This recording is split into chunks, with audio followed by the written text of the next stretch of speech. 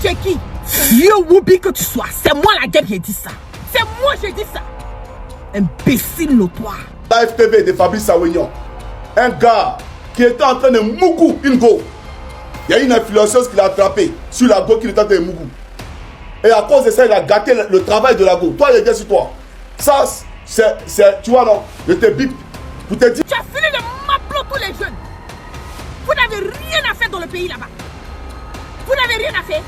Votre travail maintenant là, c'est de maintenant être payé par le RHP. Toute personne qui va faire passer dans sa chaîne, écoutez-moi très bien. Toute personne qui a le culot, l'audace, et puis je vous mets au défi. Tu es le premier à persécuter Thiam, espèce de menteur, de farceur, roublard. Donc tu n'as pas effrayé quelqu'un ici? Chers abonnés, pas seulement Johnny Pacheco qui allume la toile en ce moment. Une fois de plus, il y a eu des rebondissements pas possibles. Tout récemment, Johnny Pacheco a déclaré que le gouvernement même paie des influenceurs pour organiser le buzz. Non seulement les influenceurs, mais aussi les chaînes de télévision. Par exemple, Live TV. Ceci pour divertir les jeunes et les faire oublier leur objectif. Et ils sont capables de payer des millions de francs CFA pour vous faire partager des informations juste pour vous distraire. Et au final, ils auront le temps de faire tout ce qu'ils veulent. Parce que s'il doit y avoir des personnes qui vont les perturber, ce sont des jeunes. Mais une fois que ces jeux sont distraits, qui viendra les déranger? Personne. Dans cette vidéo, il y a eu des rebondissements pas possibles. Prends ta chaîne pour venir, comment on appelle, faire la communication du RHDP. Imbécile notoire. Vieux Woubi que tu sois, c'est moi la guêpe qui ai dit ça. C'est moi j'ai dit ça. Tu as fini de m'appeler tous les jeunes. Vous n'avez rien à faire dans le pays là-bas. Vous n'avez rien à faire. Votre travail maintenant là, c'est de maintenant être payé par le RHDP. Toute personne qui va faire passer dans sa chaîne. Écoutez-moi très bien. Écoutez-moi très bien. Toute personne qui a le culot, l'audace, et puis je vous mets au défi, qui va faire passer mon image ou mon nom sur sa chaîne de télé, en voulant me dénigrer, ou en voulant penser en disant que je suis en train de faire une désinformation. Je vais m'appeler vos papas, vos mamans, vos familles. Je vais vous prendre one by one. Au lieu de venir parler de la guêpe là, imbécile notoire, imbécile notoire, va parler de Ouattara. Ou bien, tu entends, tu m'appelles avec les gens qui sont dans le gouvernement de Ouattara, tu ne peux pas parler d'eux. Tu ne peux pas parler d'eux. C'est ça. C'est parce que tu m'appelles avec les gens du gouvernement de Ouattara que tu ne peux pas parler d'eux. Sawignon, ton dossier là, il est dans ma merci. Ça là, c'est entré à la matière. Tu m'entends? C'est entré à la matière. L'argent du peuple que tu as volé là. Hey, je suis au courant de ça. Les jeunes que tu m'appelles dans le pays là, je suis au courant de ça. Maintenant là, au lieu de te concentrer sur ta chaîne de bordel et de propagande qui est là seulement pour abrutir la jeunesse là, il faut te focaliser là-dessus. Mais moi la guêpe là, si la RTI a fait un communiqué, mais la RTI a fait un reportage et puis moi la guêpe là, il y a mon image dedans là. Faut même pas chercher même à partager ça sur ton live TV. Parce que je vais voyager ton esprit. Je vais m'appeler ton esprit. C'est que de la tête jusqu'aux cieux. Vous vous prenez pour qui dans le pays là? Vous vous prenez pour qui? Vous pensez que les gens n'ont rien à faire quoi? Vous pensez que la Côte d'Ivoire, je vous donne le monopole de la violence. Vous voulez qu'on parle? Je suis en tas sur vous. Je suis dans mon jeûne, hein? N'est-ce pas? Vous voulez qu'on parle? Quand on est dans notre coin tranquille là, on est là en train d'adorer notre Dieu, on est là, on ne veut pas se mettre dans les choses. Vous voulez qu'on parle, non? On nous aller. Quels sont ceux qui sont dans le pays? On nous aller. La famille et le pouvoir de Ouattara. Brahim en photocopie, la fiole. Le frère d'Alassane Ouattara, il est ministre de la Défense. Après avoir été pendant 10 ans ministre des Affaires présidentielles, directeur financier de la présidence. Je reviens. Massereba Touré, la nièce d'Alassane Ouattara, directrice de la communication de la présidence et siège dans plus de 6 conseils d'administration des sociétés d'État, la RTI, Fraternité Maté et autres. Je reviens. Amadou Touré, le frère aîné de Massere Touré est le directeur de Pumi Énergie. Ouattara a pris un décret pour céder les stations de la Petroci de Pouma et d'énergie à ce monsieur.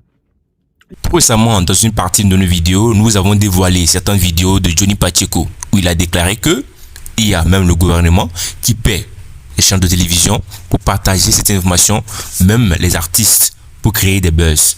Ceci pour détourner l'attention des jeunes à ne pas s'intéresser aux sources de la politique, à ne pas s'intéresser à ce qui se passe. Et vous le savez très bien, les jeunes de nos jours ne s'intéressent pas du tout à la politique. Ne s'intéressent pas du tout. Ce n'est pas une bonne chose qui est la politique. La politique n'est pas vraiment une bonne chose. Et ce n'est pas une bonne chose que l'homme doit s'intéresser, bien sûr. Et ceci aussi est un atout, les gouverneurs africains. Si dans notre cher pays, la Côte d'Ivoire, où le nombre de jeunes n'est plus élevé, normalement, c'est ce nombre qui doit être conscient de ce qu'il fait, qui doit être conscient de son lendemain. Malheureusement, ce sont ces jeunes qui s'adonnent plutôt à des buzz, des actualités qui n'ont pas de sens et qui ne s'intéressent pas à leur vie. Ceci donne maintenant le pouvoir, selon les dires des internautes sur la toile. Ce que nous sommes en train de vous partager, ce ne sont pas nous, nos points de vue. Ce sont les points de vue des internautes sur la toile, sur Facebook, sur Instagram. Nous vous tirons toutes ces informations et nous les balançons ici. Ces points de vue ne sont pas nous, nos points de vue, mais ce sont eux, leurs points de vue. Alors, chers abonnés, écoutez attentivement ce qui se passe. Par rapport à ce qu'ils racontent, il est avéré que, du fait que la population ivoirienne a une jeunesse très dominante, ses abonnés, la jeunesse domine plus en Côte d'Ivoire. Si on va le distraire, c'est les jeunes qu'on doit distraire. C'est pourquoi, selon les dires de Johnny Pacheco, pas seulement la dame que vous venez de voir précédemment, non, mais aussi Johnny Pacheco, qui nous a dévoilé certains secrets sur la toile, soi-disant, même lui, il a été payé plus d'1 million de francs CFA durant 7 ans. Durant 7 ans, on lui payait 1 million de francs CFA juste pour clasher Laurent Gbagbo. Mais malheureusement, lorsque Johnny Pacheco clashait Laurent Gbagbo, personne ne lui avait arrêté. Personne ne l'a attaqué. Il était libre. On lui glorifiait même comme un dieu. Johnny Pacheco ici, Johnny Pacheco là. Pourtant, Johnny Pacheco lui-même savait très bien que ce qu'il est en train de faire, ce n'est pas bien.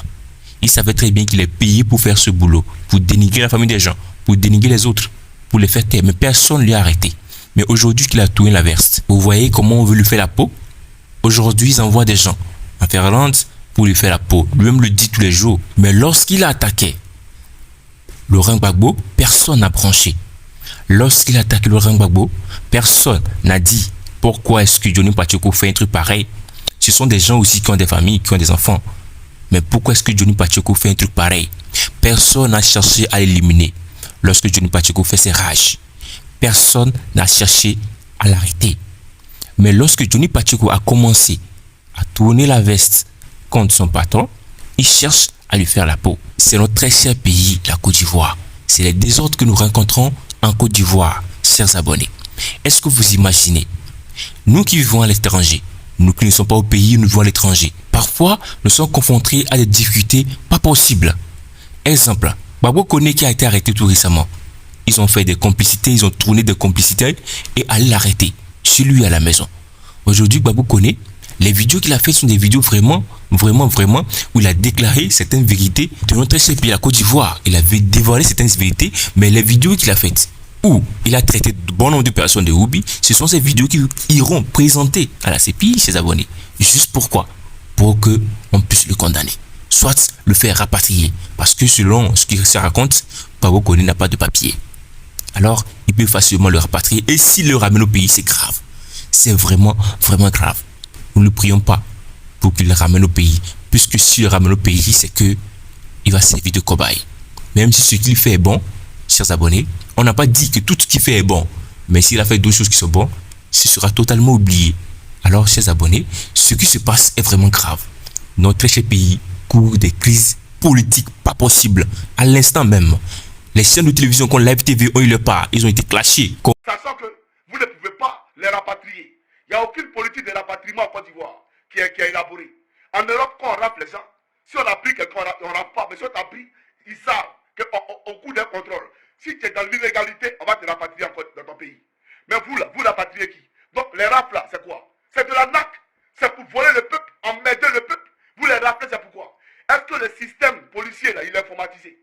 Quand l'Ivoirien va à Rongolo au commissariat, est-ce que le policier dans son ordinateur, il met sa carte professionnelle et toutes les bases et données de la police nationale de Côte d'Ivoire sont devant les policiers à Rongolo-Dougou? Ça n'existe pas. Ça n'existe pas. Un pays où tout le monde est perdu. Bande de voleurs, de corrompus. On parle de ça. Non, ils distillent du mensonge. Je ne suis pas dans la fabulation ici. Je sais très bien de quoi il parle. Non, non, non. Je sais très bien de quoi il parle. Le combat qu'il mène là, c'est pour le bien-être du peuple de Côte d'Ivoire. Je ne suis pas en train de m'amuser ici. Ah oui, il faut comprendre ça. C'est parce que vous ne foutez rien qu'on a créé une fondation et qu'on a créé une société. Laquelle fondation et laquelle société est implantée aux États-Unis. D'accord? Et nous sommes en train de créer un compte d'opération. D'accord? Pour que la diaspora se cotise. Pour qu'on aide les gens en Côte d'Ivoire. Parce que Dramane a échoué. Si vous n'aviez pas échoué, on n'allait pas le faire. On vous a dit que la diaspora française cotise pour aller aider les gens en France. On vous a dit que la diaspora finlandaise cotise pour venir aider les gens en Finlande. Mais si nous on veut cotiser pour aller aider nos parents, c'est parce que vous avez échoué. Vous êtes des voleurs. On parle de ça, vous racontez des conneries. Et vous passez de village en village. Tiens, mais il est étranger. Il est étranger, mais nous on veut cet étranger-là. On le préfère que votre Dramane. On préfère Laurent Gbagbo que votre Dramane. On préfère Charles Goudé que votre Dramane. On préfère Simon Neivé que votre Dramane. On préfère celui qui va free job que votre Dramane. Parce que Dramane c'est un étranger. Dramane n'a jamais aimé la Côte d'Ivoire. Dramane n'a jamais été au Fouettis. Parce que s'il était au Fouettis, il n'allait jamais persécuter Tidjane Thiam. Tidjane Thiam était fils d'Oufoué Boigny. Et Oufoué Boigny, dans son régime testamentaire, il a parlé de Tidjane Thiam. Il a dit que son frère et son neveu. Et que Tidjane Thiam est son héritier direct. Si tu es au Fouettis là, si tu respectes la volonté du fouet, tu ne vas pas persécuter Thiam. Or toi, sous pseudo LHDP, tu es le premier à persécuter Thiam. Espèce de menteur, de farceur, roublard. Donc tu ne vas pas effrayer quelqu'un ici. Voilà la réalité. C'est comment Africa fait le Côte d'Ivoire. 56 minutes. Alors, au fait, tellement il y a beaucoup à dire. Tellement il y a beaucoup à dire. Je ne permets pas la vidéo pour déconstruire cet individu-là. Ce rebelle comment on appelle ça, des armes. Un rebelle. Des vrais pléatins. Ton administration est remplie de joules là. Tu vois pas ça? Ta présidence remplie de joules là. Tout le monde est joule là-bas là. Tu vois pas ça? T'as mon lu là. On vient m'aider le pays de Côte d'Ivoire. On reprend notre pays. T'as compris? Ce pays là, on va le reprendre. Il a quoi mon appareil là? Eh bien. Donc voilà au dîner. Faut suivre cette vidéo là, tranquillement. Les progrès démocratiques en Afrique sont en danger quand les dirigeants refusent de quitter le pouvoir à l'issue de leur mandat. On vient de voir précédemment au début de la vidéo, chers abonnés. Alors ce qui se passe, une crise politique pas possible. Alors vous devez rester focus, chers abonnés. C'est ainsi que notre vidéo prend fin ici. Qu'en est-il de votre avis? Faites-nous savoir dans l'espace commentaire et n'oubliez surtout pas de partager nos vidéos. Veuillez la liker, diffusez à vos proches qui soient informés de tout ce qui se passe. On s'attrape tout de suite pour une toute nouvelle vidéo. Ciao.